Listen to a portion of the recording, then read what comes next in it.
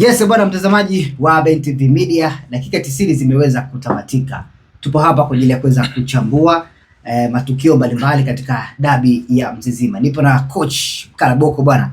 Coach, tuanze kwanza kwa dakika 90 ambazo zimeweza kutamatika kabla tujaje katika matukio na mchezaji mmoja mmoja. Kwako dabi hii ya Mzizima umefurahishwa? Mbinu za makocha wote wawili zilifanya kazi kwa kipindi tofauti na zilikuwa zina faida kwa timu zote mbili? Azam na Simba ni pancha na mzigo kwenye mkokoteni.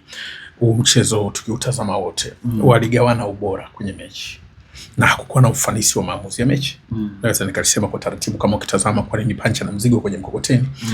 Kipindi cha kwanza dakika 15 za awali Simba walitengeneza pressure ya mechi. Hasa walikuwa wakipanga mashambulizi yao, wakijaribu kutengeneza nafasi, lakini ufanisi kwenye kumalizia nafasi nilikuwa tatizo. Kadhalika baada ya dakika 15 Azam wakarudisha pressure ya mechi. Tunaweza kuona karibu kipindi kizima chote cha kwanza Azam walikuwa kwenye utawala wa mchezo kwa asilimia zaidi ya 50 dhidi ya Simba. Sasa nini ambacho kilikuwa kinaleta ugumu wa mechi? Ni ufanisi wa namna ya kumalizia nafasi wanazotengeneza. Timu zote mbili zilikuwa hazina umbo zuri la kushambulia kwa sababu ya aina ya machagulio ya makochi kwenye mechi hii. Kwa mfano Simba mshambuliaji alikuwa Suleiman Mwalimu, lakini Suleiman Mwalimu ni mshambuliaji ambaye hakai kwenye nafasi sahihi. Ni mshambuliaji ambaye anahama sana kwenye nafasi. Wakati mwingine kukaa kwenye nafasi sahihi sio ili ufunge tu. Kukaa kwenye nafasi sahihi inakuwa kama ncha ya mshale kwenye ushambuliaji. Unafanya walinzi wadili na wewe muda mrefu, wenzako wanaokuja kuingia kwenye zile nafasi ambazo wanazitafuta ama wamezitengeneza pia wapate nafasi. Sasa unapokuwa unatoka, maana yake ni kwamba unatoa nafasi kwa mlinzi wa kati, libero na stopa wake kuongezeka yale maeneo mnakwenda kushambulia. Kwa unaona muda wote mashambulizi ya Simba ilikuwa ni kama spoko kwenye mdomo wa mamba, kwamba yani lazima uachane ndio umwini. Sasa shida inakuja kwamba Azam walikuwa wanapata utulivu, lakini tazama pia Azam na wao kutokuwa na mshambuliaji wa mwisho. Walikuwa wanakwenda wanatengeneza nafasi, mwisho wa siku wanashambulia kama wanauanyoka. Wanabidi wapige mbali. Kwa nini? Eneo la mwisho hakuna shape ya arrowhead formation, wanasema nchi ya mshale. Ndio nikasema ukitazama mchezo ni pancha na mzigo kwenye mkokoteni. Yani mmegawana matukio. Tazama kipindi cha pili, flow nzuri Simba wanakuja nayo, shida inakuja eneo la mwisho. Eneo la mwisho sio mshambuliaji afunge tu, anakutengeneza ni vipi nafasi ili na nyinyi sasa mmoja mshambulie ndani. Kwa mfano ukiangalia Anset Aula, the best guy, walikuwa hawezi kufanya deep side movement kwa sababu mwalimu namna anavyokaa anafanya Anset waweze kuchukua track huko huko wakiwa wanafanya wings attack. Kwa mnashambulia pembeni na huko kwa pembeni watu wanajaa. Matokeo yake hamwezi kupita kwenye njia rahisi. Inabidi mpite kwa ugumu mrudi ndani karibu na central cycle. Sasa nini ambacho kilikuwa kinafanya mchezo uwe mgumu? Ni staili ya kucheza ya timu. Lakini sijafurahishwa na coach Ibenge. Coach Ibenge alikuwa kama mfuko wa simenti ulioloa, unakuwa hauna kazi tena kwa sababu mabadiliko aliyoyafanya kwenye timu hayakuisaidia timu. Maana yake ni kwamba substitution zake hazikuleta majibu ya matatizo. Azam kwa kipindi cha kwanza walikuwa wamecontrol flow ya game. Kipindi cha pili ilibidi waje watafute maamuzi ya game. Walete nani anawapa ugumu. Nilitegemea waingize striker, lakini unaona kuja yule bwana mdogo mzee alikuwa ni kiungo mzuri mchezeshaji. Hawezi kukaa na mpira kwa usahihi na hawezi kushambulia kwa usahihi. Ninachokiona Ibenge alikipenda kwake kasi. Sasa bahati mbaya mechi ilikuwa haitoi nafasi yake kupata kasi. Ilikuwa inahitaji wachezaji ambao wana football genius. Tunataka mtu ambaye ni football genius, magical genius, kwamba akiwa na mpira anaweza kuleta ufanisi kwa sababu ni mechi ilikuwa inataka ubunifu zaidi. Idi Nado ana ubunifu zaidi.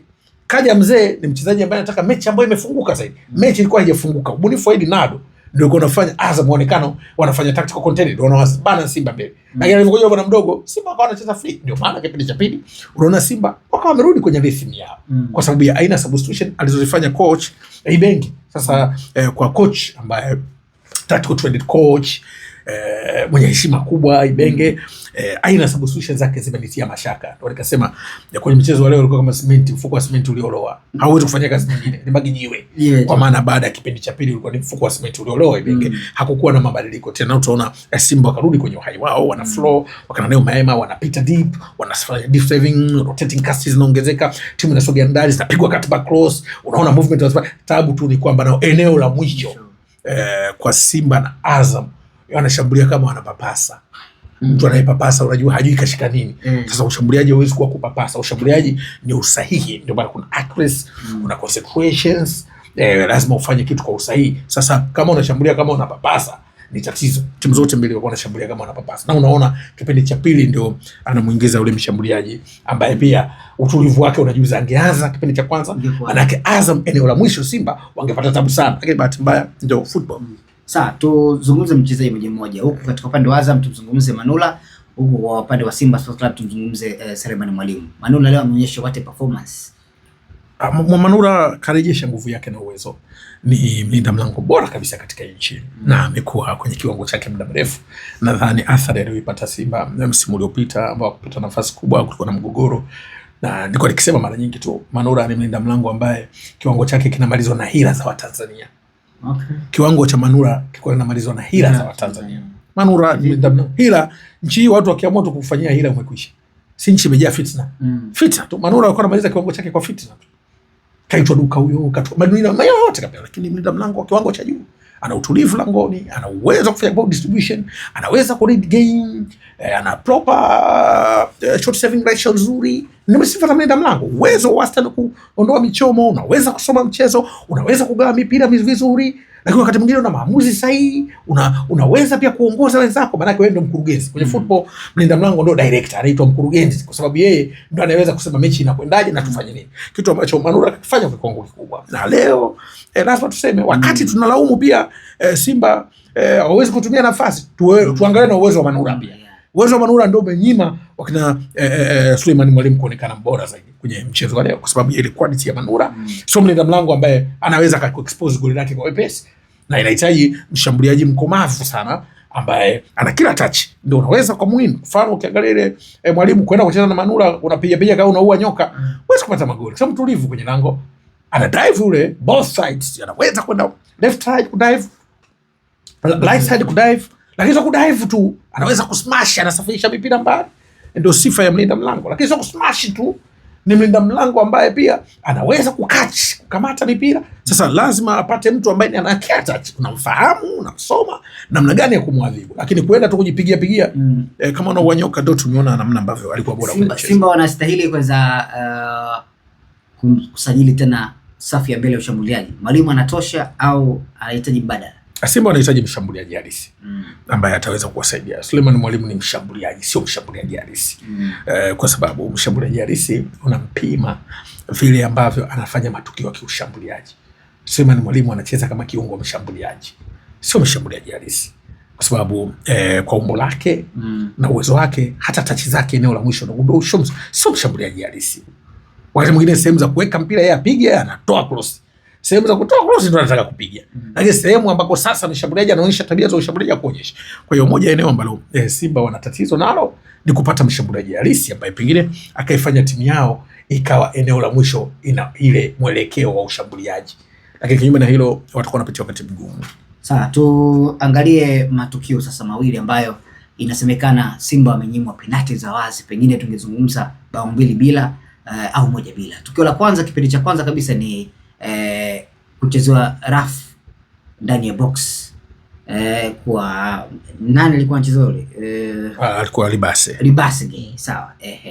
Lakini tukio la pili ni kushikwa mpira ndani ya box la Azam. Ni matukio mawili ambayo Simba nahisi au moja kwa moja wataanza kulalamikia kuanzia hapo. Tuzungumze hayo. Arajiga alipaswa kuwa makini kwenye hiki ambacho alikuwa anakifanya. Waamuzi wetu wote sio Arajiga. Waamuzi wetu wote ni shisha kwa mgonjwa wa TB. Waamuzi wetu ni shisha kwa mgonjwa wa TB. Kivipi? Yaani mgonjwa wa TB aende kwenye mashine ya shisha, ndio waamuzi wetu. Unazidi kummaliza. Wanashindana kutrendi. Na sio kutrendi tu, lakini ukirudi ndani ndio uwezo wao mdogo wa kuweza kutafsiri mechi, matokeo yake wanatuachia maumivu. Binafsi kwangu ile ya mkono umepiga mpira na ile ya nasema kwenda kusukumana, lakini baadaye ilikuwa sio shoda tena. Ilikuwa sio shoda tena. Ni kama msukumo ambao muamuzi anaweza asitafsiri kama ni msukumo wenye madhara, kwa sababu Libase alikuwa amejitahidi kuonyesha ukakamavu. Lakini ukakamavu wake ilikuwa kwenye eneo ambalo yeye anaondolewa kwenye njia. Sasa kitendo cha kujiondoroka baadaye baada ya mpira kuonekana huko mbali na yeye, muamuzi ndio akafasiri kwamba hii haikuwa shida, lakini ni msukumo ambao ulistahili penalty. Nafsi kwangu Lakini pia hata ile mlinda yule beki kanyosha mkono, mpira umepigwa kwake. Tayari mkono ulikuwa kwenye umbo ambalo sio la kawaida. Umbo sio la kawaida. Tayari umeunyoosha. Umbo sio la kawaida. Kinachoweza kusaidia mkono usio kwenye umbo la kawaida. Kwa mfano mkono kwa hapa. Lakini sasa lile pia binafsi kwangu inastahili kuwa penalty. Sasa matokeo ya waamuzi wetu na makosa yao. Kwa kweli tutaendelea kushuhudia maasi. Kwa sababu waamuzi wetu ni kama waasi. Wanataka kupindua serikali. Waamuzi wetu sisi ni kama waasi wanaotaka kupindua serikali. Hata ufanyeje msimamo wao ule ule. Kutuharibia mechi. Hiyo ya Libase ambayo istahili kwa penalty. Kwa sababu una hoja nyingine. Utaeleza, utangukia pale pale. Libase kweli alikuwa ameonyesha ubora wa kupambana kwa nguvu. Yule Menzi Fuentes alikuwa amepambana, lakini Fuentes alikuwa mbali na mpira. Libase akataka kuonyesha ukakamavu. Kilichompa mwamuzi ajitafutie wepesi kwamba kwa kuona kwamba mbona kadondoka baada ya mpira. Tayari alikuwa anasukumwa. Ilistahili kwa penalty. Lakini ile beki kanyosha mkono. Sasa kwa kuwa waamuzi wetu ni kama waasi wanaotaka kupindua serikali. Ndio tunashuhudia hivi. Sio huyu tu. Tumeona mechi iliyopita hivi hivi. Kosa ambalo leo Simba wanalalamikia ndio wamepewa faida wao. Mechi dhidi ya nini wale? Coastal Union. Kwa sasa waamuzi wetu na Coastal Union kwa sababu yule mshambuliaji wa Coastal Union alikuwa mbele. Lakini Simba huyu walikuwa hawako mbali sana. Lakini yote ingekuwa waamuzi wako fair ama tungana VAR inaamuru. Lakini kwa bahati mbaya ni kwamba waamuzi wetu ni kama waasi wanaotaka kupindua serikali. Hata mfanyaji wao msimamo wao ubadiliki. Ni kutuharibia mechi tu. Lakini ukirudi mbali haitokei kwa bahati mbaya bini. Inatokea kwa sababu hatujawekeza kwa waamuzi alafu tunataka watupe matokeo mazuri. Yaani unamwandaa mtoto wako aende tuition unataka afaulu. Hatujawekeza kwa waamuzi. Mimi nadhani kama nchi na mamlaka za mpira wa nchi chini ya Rais Karia yule na wenzake kwa waamuzi, kwa wafunga jela, kuwafanyaje, imeonekana hili tatizo lina kudumu kwao. Tuwatafutie tiba ya kuandaa waamuzi wa shindani. Sio kizazi hiki cha waamuzi. Kizazi kijacho waamuzi waandaliwe katika mazingira. Wajifunze kwa wenzetu. Muamuzi kumpata muamuzi bora wa football anajengwaje. Lakini ya kuwapa adhabu, kuwatukana, si kuwafungia imeonekana sio tiba. Ni kama wahalifu jela. Hawatokuisha. Maana majela tunayo liko Ukonga nchi nzima kuna majela na watu wanafungwa kila siku. Kinachotakiwa ni kuwajengea watu uwezo wayaogope makosa. Lakini waamuzi wetu kwa kuwapa adhabu ni sasa na kuamua watu kuwatishia watu uhalifu kwa kuweka majela. Watu wanaendelea kuiba kwa sababu wanasingizia umaskini. Kwa waamuzi hawa wanatakiwa wajengewe uwezo angalau makosa yapungue. Sawa, wakati tunamalizia mwishoni baada ya uchambuzi mzuri kabisa Mkalaboko, baada ya sare hii ya Azam dhidi ya Simba Sports Club, Yanga ananufaika wapi sasa? Kwa matokeo haya na Yanga akiendelea kupata matokeo. Manufaa ya matokeo haya Yanga yaendelee kupata matokeo. Kwa Yanga unaweza kuona atadondosha sehemu yote. Ligi yetu ni ngumu sana msimu huu. Msimu huu ligi ni ngumu. Lazima watu tuheshimu timu zingine. Bahati mbaya sana. Ligi yetu msimu huu watu wanaziangalia timu kubwa hizi. Ligi ni ngumu sana msimu huu. Azam ana sare 8. Ana sare 8. Ya leo ya 9. Unbeaten. Sare. Yaani katika ligi hii sare ya 9. Hajafungwa lakini sare ya 9. Inga Africans tunaona zimekuwa 4 nafikiri 5. Simba ana ngapi? Sare kasare na Yanga. Kasare na Pamba. Kasare na wale Dodoma Jiji. Kasare na Mtibwa. 5. Unaona kazi? Ndio ligi tuliyokuwa nayo. Ligi ina ushindani. Kwa wakati mwingine kabla ya kutafuta excuse kulaumu watu, ligi ina ushindani. Sasa ili mtu awe bingwa aendelee kushinda mechi zake. Kwa mfano, baada ya mechi ya leo manake Simba atakishinda mechi ijayo ukimjumuisha mechi kwa sababu leo mechi 16 bado 17 kama Yanga Africans. Kwa hiyo tayari utofauti utakuwa alama 2. Bado ligi ngumu. Fanya wameenda hivyo alama 2 watakuja kuamiliwa na mechi ya dabi.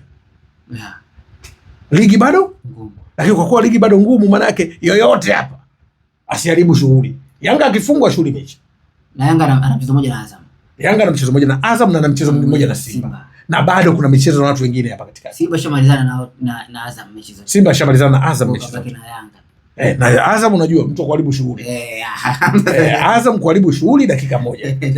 Yaani nafuu Yanga Africans ni kushinda mechi zingine zote. Hapa baki na hizo mbili. Hizo mbili hizo nazo ashinde. Kama kusare basi usare ushinde. Kwa hiyo maana yake ni kwamba bado unaiona ligi ngumu. Ni kweli ligi ya msimu huu ina ushindani sana. Sasa cha kumalizia cha mwisho ni nini sasa Mkalaboko kwa wale ambao wapenzi wa mpira, kwa sababu nimeona watu wanasapoti, vingine vilikuwa vikubwa lakini watu wamejitokeza leo, wamefurahi, wameenjoy mpira, imekosekana magoli tu kuweza kuingia katika nyavu zote mbili. So upande wako ni nini na tunaelekea hatua gani? Kwa sababu baada ya haya yote mpira unazidi kuendelea, maanisha mechi zijazo zinafuata. Kiingilio cha Azam ndio chenye hadhi ya NBC sasa hivi. Haya mambo ya kutangaza na viingilio vya 3000 ndio maana watu hawana heshima na mpira. Kiingilio walichokitoza Azam ndio kina hadhi ya NBC. Kama unadhani mpira wewe maskini uende usiende, watu tumeona uwanjani wameenda. Kwa hiyo kiingilio cha 15,000 sio kiingilio kikubwa. Na Simba wamethibitisha wamekwenda uwanjani. Na burudani watu wameiona. Kwa hiyo 15,000 sio kiingilio cha kusumbua watu. Na wakati mwingine tunaweka viingilio vidogo kwa sababu ya matokeo ya timu ovyo. Okay. Lakini kiingilio kile kiko sahihi na watu wamejaa uwanjani. Tafsiri yake ni kwamba watu wanapenda mpira. Azam walikuwa sahihi kuweka kiingilio kile. Na tumeona mechi ya kiwango cha kiingilio cha 15,000. Sasa hizi hoja kingi sasa Simba anaweza kumpangia Azam mwenye mechi yake nyumbani kuhusu kiingilio. Nadhani kuwe na heshima ya football na tujaribu kuipa thamani football. 15,000 tunalia.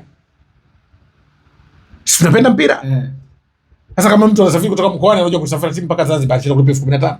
Tuache visingilio. Kiingilio cha 15,000 ni cha hadhi ya NBC kwenye mechi za tabaka hili. Na kila mechi ina heshima yake.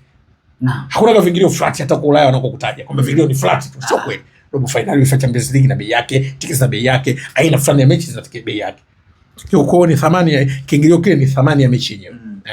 Naam, bwana, tumemaliza hivyo uchambuzi wetu wa dakika 90 kati ya Azam dhidi ya Simba Sports Club, sare ya kutokufungana kwa timu zote mbili, na Yanga wanazidi kukaa pale kileleni, tofauti wa alama chache sana na wapinzani wao au wale washindani wao Giant ambao wana competitor katika ubingwa wa ligi kuu NBC. Nilikuwa na coach Zuberi Mkalaboko kutoka hapa EFM 93.7 Dar es Salaam na sehemu yote ambayo huwa unaisikia marakaza. Hii hapa ilikuwa ni Ben TV Media. Usisahau kusubscribe kwa sababu wewe ndio familia yetu, wewe ndio unatufanya tukuletee vitu vizuri kama hivi. So leo nilikuwa na Zuberi Mkalaboko, tumekuletea chambuzi hizo. I hope kwamba utaendelea kuwa mfamilia. Na hii sio mara ya kwanza tu kuja hapa studio kwetu. Itakuwa ni muendelezo kadri siku ambapo nyinyi mtakapoweza kumhitaji. Basi nikutakie siku njema na vipindi vinafuata. Asante na